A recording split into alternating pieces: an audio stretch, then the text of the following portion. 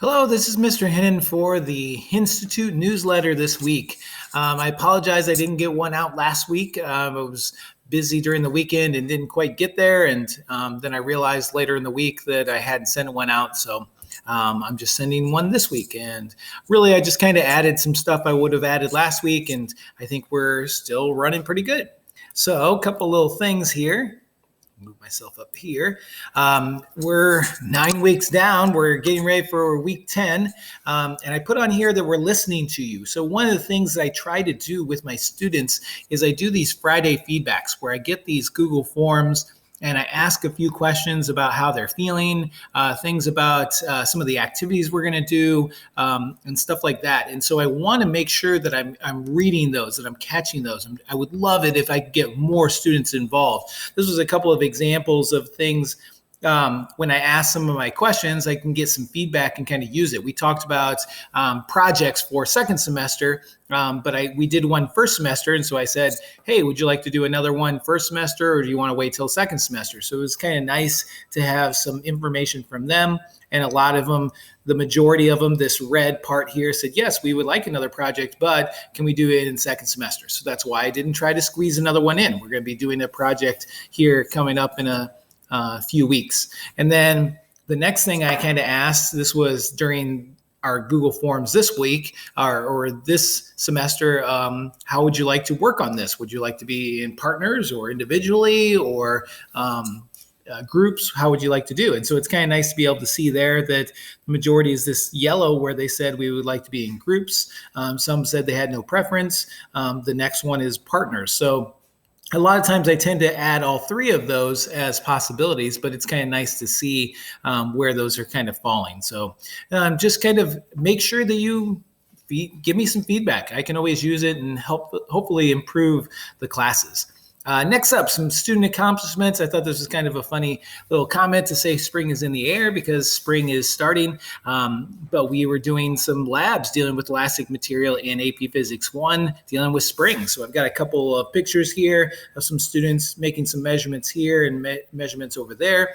And then this one, I had a couple of students that were gone. So we had to do some virtual labs. And I like to basically record what we actually do for the labs and then kind of present those. So if you want to see that, we did one lab where we looked at the bounciness of different balls. And so I did a virtual version of that, but then also the spring, we did this kind of elastic potential energy and simple harmonic motion. So I've got a little version of that if you want to take a look.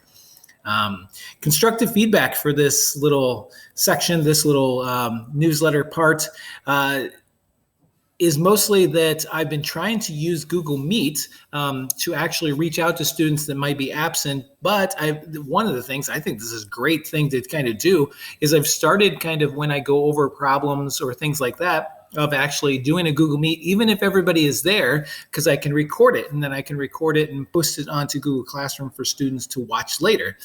So that's a good one to kind of keep in mind. But I definitely want those people that are remote or are absent on those days to chime in, be able to kind of interact, because I don't want to record those all the time. And just kind of move past it, I want to be able to have that interaction. So that's the advantages of Google Meet, both the recording feature and being able to kind of have some students in there. So a couple of things to think of how we can be our best. Coming week, so AP Physics 1, we're in full swing on the unit on energy. We've done some labs on bouncing objects and springs and carts on a ramp and stuff like that. So we're going to be spending this time this week actually working on some problems. So we're going to be spending Monday and Tuesday and Thursday and Friday of this week kind of doing that. And then my hope is to also introduce a little simple project that we're going to spend a little time in class, but also some time outside of class.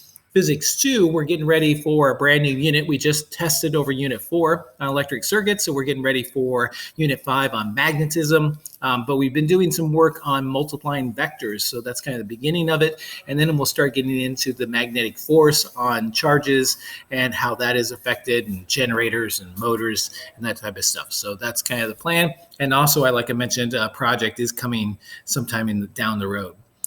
This is supposed to be, I think, Women's History Month. So I happened to find this little feature. Rachel Natofsky, sorry, I had a little trouble saying that, has published a couple of books about women in science. So I thought that was kind of appropriate, and also some women in sports and things like that. So if you want to watch her little TED Talk, but just kind of thinking about it, we just got done with Black History Month. We're in March, which is sometimes referred to as Women's History Month. Both those are good ones to think about, people in the field of science or other fields that have reached out and done something like that. I had the advantage, my twins in their school actually created a kind of a periodic table of different African Americans that have done something in history. So I thought that was kind of a neat one. It'd be a great one to kind of do with even the high schools group. I don't know whether we'll get a chance to do something like that, but just something to kind of keep in mind for the future. So keep moving forward. We're in March. We've got March, April, May, and then we're going to be done with this school year and hopefully get a little closer to getting back to normal. We'll see how things kind of go. March 13th is always one that kind of sticks in my mind because that was the first day or the last day of last semester, that our last school year, that we had to kind of switch over. So it's kind of neat to see that I have some resources that I used from second semester of last school year that I'm starting to use now. So we're kind of in about that same time frame. Hope you enjoyed this Henstitute newsletter, and I look forward to another great week with the students. Take care.